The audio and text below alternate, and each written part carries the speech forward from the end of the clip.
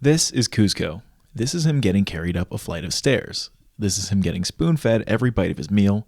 And this is him ordering a peasant to be thrown out of his palace because he threw off Kuzco's groove. Kuzco is, by design, one of the biggest jerks to ever come out of Disney. But if you've watched The Emperor's New Groove, you also know that Kuzco is awesome.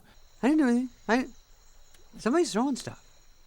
Are you gonna build a fire or what? As the centerpiece of what might be Disney's funniest movie ever, Kuzco embodies everything that should make a character hateable, but does so in a way we can't help but love. So what can we learn from Kuzco and characters like him if we want to know how to write a lovable jerk? Kind of like a jumbo shrimp, a lovable jerk is an oxymoron. For them to work, you have to find the sweet spot in a careful balancing act. If they're too much of a jerk and not lovable enough, they'll scare off the audience before the story really even starts. Another good way to scare off your audience is interrupting them with a sponsor. Which reminds me, something big is coming to Raid Shadow Legends. I'm talking about a major crossover with a famous IP who I know that you know. This is a globally recognizable, culturally iconic IP coming in the form of a free new legendary champion, but only through my link in the description, and you need to act now. And on that note of legendary champions, Ultimate Death Knight is back and free for new players, which is like playing basketball for the first time and having LeBron James as a teammate. Ultimate Death Knight sponges hits like they're nothing, shields and heals his allies, and debuffs his opponents. If that sounds overpowered, it's because it is, and it's completely free with the code UDKING. Legendary champions are like never free, so you really don't want to miss this window. What I like most about Raid Shadow Legends is the super smooth and rewarding progression. I was a little skeptical that there would be massive pay-to-win walls in the way, but I found my team quickly snowballing from a couple ragtags into a force to be reckoned with. If you haven't started playing yet, then what are you waiting for? Click my link in the description or scan my QR code to get amazing bonuses available only via my link. You'll immediately get a huge starter pack with the epic champion Gaelic, and once you reach level 15, which I got to in like an hour of playing because my team was so stacked, you get another free starter pack with the epic champion Zargala. But while epics are great, legendaries are where it's really at. With one of 6 available promo codes, new players can unlock a free legendary champion of their choosing. The choices include Green Warden Ruark, Alice the Wanderer, Tunarok, Sun Wukong, Tholan Foulbeard, and LeBron James. Ultimate Death Knight. If you can't tell, I highly suggest picking Ultimate Death Knight. Once you're in the game, you can find me under the name Squamp and join me in the Kraken. Thanks again to Raid for sponsoring this video. Now let's get back to writing lovable jerks. Knowing the importance of keeping an audience invested, some of the great storytellers of the world have converged on the idea that empathy is fundamental when creating an effective character. This is because empathy is the one true factor that protects a story from the two-word question of doom. Who cares? If a writer wants the audience to stick around, they have to make them care. Keep in mind, this was before Subway Surfer clips were invented. This principle, the empathy one, not the Subway Surfers one seems so obvious that it can be hard to imagine any writer failing at it. In reality, unintentionally dislikable characters are a problem that even world-class writers can struggle with. Slagate! Get up here and do your job! Are you deaf? I said take care of them! You probably recognize both that voice and that character art as Woody from Toy Story, but you certainly don't recognize that attitude. That's because this Woody is a jerk. He's arrogant, cruel, selfish, unreasonable, and just doesn't work.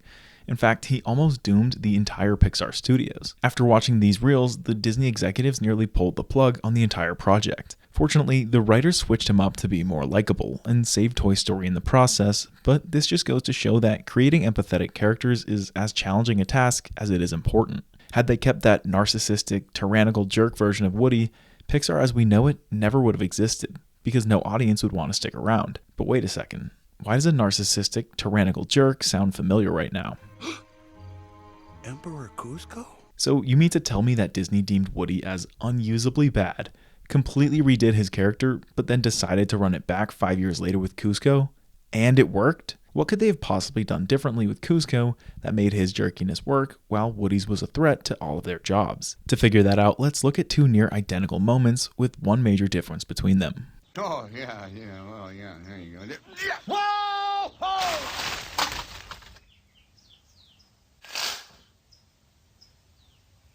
What? What are you, what's everybody looking at? What? Hey, he slipped. I tried to, I couldn't hold that. It was he slipped. I'm sorry, but you've thrown off the Emperor's groove. You were saying? Did you catch the difference? After being caught throwing Buzz out the window, Woody denies any wrongdoing. We know what he did, the characters know what he did, and he obviously knows what he did too. But for the life of him, he can't own up to his action. Meanwhile, when Kuzco has the elderly peasant thrown out the palace window, he doesn't just own it, but carries on as if it was expected. And it doesn't stop there. The writers kept their foot on the ass, see what I did there, and continue to pile on instances of over-the-top assholeness. In fact, in the very next scene, Kuzco basically emotes on the old guy with his entire squad of guards. Strangely enough, this over-the-top assholeness ends up making his actions more palatable to the audience rather than repellent. Even though he is completely antithetical to the idea of an empathetic character, I can't help but find I'm immediately invested in watching Kuzco's story. But why does his jerkiness draw us in rather than scare us off? Well, this brings us to the first principle of writing a lovable jerk, which I would call distance. Even without thinking about it, an audience will always be judging a character. Because of this, the common path to creating empathy is to appeal to the audience's judgments and create a morally strong, relatable, likable character. For instance, look no further than Emperor's New Groove's Pacha. Right off the bat, we see him help out the same peasant that Kuzco had thrown out. Super good, moral deed, which we'd like to think we do too. So the gap between us and Pacha is relatively small, and because of this alignment, we like Pacha. It's not rocket science. But when you're only relying on moral alignment to create a lovable character, if you don't perfectly hit home with the audience, you'll be capped at likable rather than lovable. Pacha's great and all, but he's completely overshadowed by characters with much worse morals. This is why I propose that to write a lovable jerk, you need to reject the audience's morals entirely. Contrary to the intuitive process of closing the gap between the character and the audience, I'd suggest that writing a lovable jerk requires maximizing the gap, aka increasing distance. I was always taught that there was some good in everyone, but you proved me wrong. Oh, boo-hoo. Now I feel really bad. Bad llama. Make them so grand, so over the top, so foreign that nobody in the audience even bothers casting judgment in the first place. And one way to create distance is embellishment. It's okay if you stare.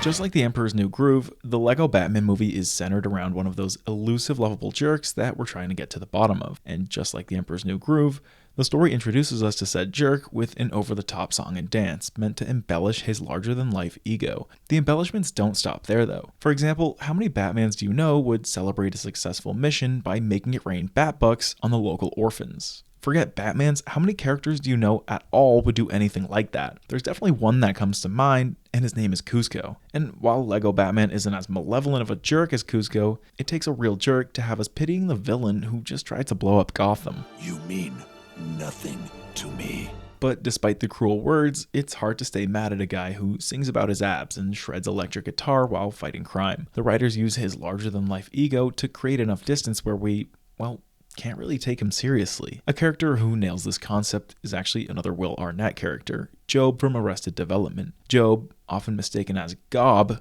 is a Segway riding illusionist who got kicked out of his own magic club. I feel like that speaks for itself. This character can basically do anything he wants and I'll give him a free pass because he's such a larger than life embellished jerk that it'd be a waste of effort to cast any judgment. When I say embellishment though, I don't mean that writing a lovable jerk means they have to be unrealistic. I know that Kuzco and Lego Batman and Job are inherently ridiculous characters, but the principle of distance doesn't mean they have to be fantastical.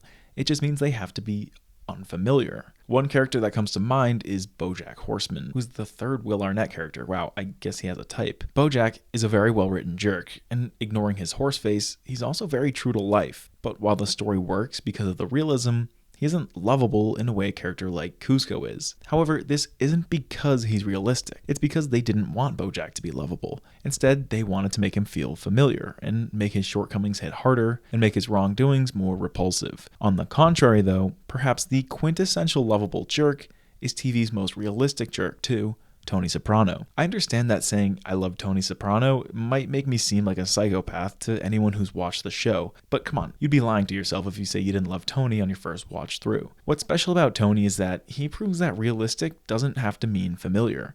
When I say realistic jerk, I'm basically referring to the accuracy of the personality disorders that the writers portrayed within Tony. People a lot smarter than me have generally agreed that The Sopranos nails the character psychology, meaning Tony's not just a jerk, he's a scientifically backed jerk. At the same time though, much like Kuzco, Tony has a sort of larger-than-life persona to him that we don't really see anywhere else. Just for one example, To prove a point to his daughter Meadow, Tony exploited her best friend's father's gambling addiction until he had to give Tony his son's car, which Tony then gifted to Meadow as an ultimate asshole power move. Imagine your friend picking you up for school one day, and then the very next day you're picking them up in that exact car because your dad thinks it would be funny. That is the kind of throw a peasant out the window and then carry on with your dance level of jerk. The cover a bunch of orphans in your merch, but God forbid you actually adopt one level of jerk that we need these characters to strive for. They need to be so magnificently jerky that they are completely unfamiliar to our normal lives. And don't just take it from me. Even Tony's in-show therapist, Dr. Melfi, who knew very well that he was a murderous sociopath, couldn't resist the intrigue of him because he was a truly unfamiliar kind of jerk. But as I've sort of implied, distance isn't just achieved through what they do. It's also about how they do it, which ties into another principle of writing a lovable jerk. Make them authentic. At first glance, creating a larger-than-life jerk might be seen as a way to get us invested solely in their downfall, meaning characters like Kuzco and Batman are so blatantly obnoxious that we won't be satisfied until we see them fail. This is similar to a principle I pointed out in my video about writing cowardly heroes. The writers introduce those characters through a strong injustice, which hooks us in to see them make it right. However, I think there's something different going on with lovable jerks. With the cowardly heroes, our empathy to them was contingent on them righting their wrongs. In Edge of Tomorrow, it wasn't until Private Cage died presumably thousands of times before he finally started to grow on me. Meanwhile, a truly lovable jerk is lovable from the jump. And it isn't in spite of their jerkiness, but because of it. With Kuzco, in the first chunk of the movie, there isn't a single line of dialogue where he even remotely tries to be nice. After firing his advisor Yzma, all he can focus on are her wrinkles and imperfections. What is holding this woman together? And after being turned into a pathetic, powerless llama, he still dismisses Pacha, his only possible ally, for being a peasant. We can see a similar pattern in Batman as well. Alfred extends a metaphorical helping hand to him, he turns it down because he can't fathom the idea of needing anyone but himself. When he accidentally adopts Robin, which is insane in its own right, he then tells Alfred to return him to the orphanage like he's some t-shirt that isn't quite his size. Despite the disgusted reactions they get from people around them, it doesn't slow these characters down one bit. Because why should it? Instead of backing down, they shamelessly own it, and it works so well in creating a perverted version of empathy. Hey, kid. Yes, sir? You're super nimble, right? I sure am. And small. Very. And quiet. When I desire to be. And 110% expendable. I don't know what that means, but okay. Great. When characters are written with distance, audiences can give them a pass to do really shitty things because it's clear the characters aren't even meant to be judged. However, one area that audiences will always be judging is a character's sincerity. Whether a character throws a peasant out a window or gives a peasant a helping hand, audiences will always be trying to judge if the character is being honest with themselves as they do it. Remember how evil Woody tried to back out of his own actions when he got caught? What was worse than throwing Buzz out the window was denying it. We already talked about how that was too familiar for its own good, but it was also just plain disturbing, and it's because Woody was insincere. Because he wasn't just lying to his peers, he was lying to himself. When Bojack goes on and on about how he wants to change, we gradually get a sense that he doesn't even mean it. He's lying to himself too. A character I meant to mention earlier, Livia Soprano, is one of the worst culprits of insincerity. One moment she's saying something despicably cruel, and the next moment she puts on a pitiful woe is me act, and in doing so is lying to herself. And even Tony Soprano, the character I just referred to as the quintessential lovable asshole, loses his charm when we realize he really doesn't want to change, but still puts on that act. It's crazy to admit, but I could appreciate all of the insane levels of violence and evil because he was distant and larger than life. But the moment it was clear he had been insincere, it was like he was a whole different character. I feel like I've been stabbed in the heart. We can see this same reaction in Dr. Melfi too, when she finally sees his insincerity in that he was just using her to become a better criminal. She was no longer intrigued by him, she was mortified. Meanwhile, we don't ever get that insincerity with Kuzco or Batman. We get authenticity. Everything they do comes straight from the heart, and they never try to hide it. Like, even when Kuzco literally deceives Pacha, he's still sincere about his insincerity. Oh yeah, it all was a lie. Toodles! Obnoxious, yes, but since he owns it, I can't help but respect the play. Together, the pairing of distance and sincerity tell us that you can't half-ass the ass. You need to full-ass them. Don't just lean into it, but kick the door down, embellish it, and embrace it. If you're gonna throw a guy out a window, make sure he's an old peasant too, and don't forget to dance after. But while I think this is ultimately enough to write a lovable jerk, It raises an important question. How sustainable is this character type? In Arrested Development, Job could be Job from the first episode until the very last, and it would never get old. That's because lovable jerks are often hilarious, and all Arrested Development wants to do is make us laugh. But in a story with any sliver of drama or deeper intention, the lovable jerk archetype has a ticking lifespan. Eventually, either their lovability or their jerkiness will take control. For example, in Puss in Boots: The Last Wish, Jack Horner perfectly adheres to all my made-up principles of a lovable jerk. For starters, he creates distance with a larger-than-life level of jerkiness, like when he uses his thugs as a bridge for his carriage. Kuzco would see that and take notes. But secondly, Jack is like the poster boy for shameless authenticity.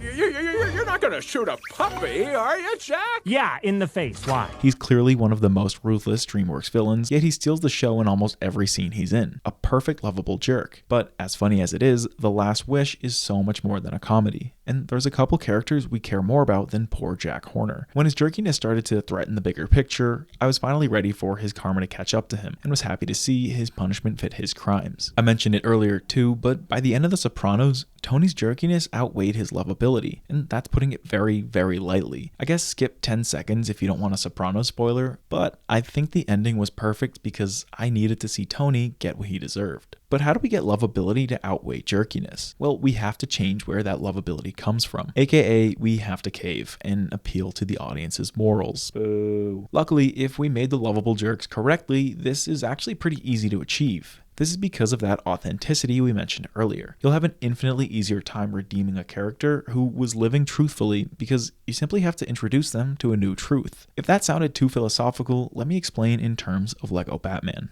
At the start of his story, Lego Batman was an egomaniac. Yes, this ego made him a jerk, but in a perverted way, it was lovable. Because he was so open and honest about his ego, it made him come off as harmless. It was almost as if he didn't know better. In the short term, this lovable jerk archetype worked great, but gradually we see Batman get exposed to a new truth. If he would just lower his ego and let people into his life, he would solve all his problems. This is what starts that timer I mentioned earlier. If Batman doesn't change soon, he threatens the bigger picture and will be remembered as just a jerk. And so Batman learns his lesson. He drops his ego just enough to let people into his life, and with that, he's no longer a lovable jerk because he isn't a jerk at all. But what about Kuzco, the lovable jerk who started this all? I actually think the writers complete the lovable jerk arc in the most perfect way. Much like Lego Batman, we see Kuzco get exposed to a new way of life. When he instinctively saves Pacha, we see a little good in him, and that starts the same timer. Knowing that he does in fact have potential to be moral, only one of lovability and jerkiness can prevail. And so, in the climax of The Emperor's New Groove, he chooses between them. They spell out the decision clearly. On one hand, he can choose the potion over Pacha,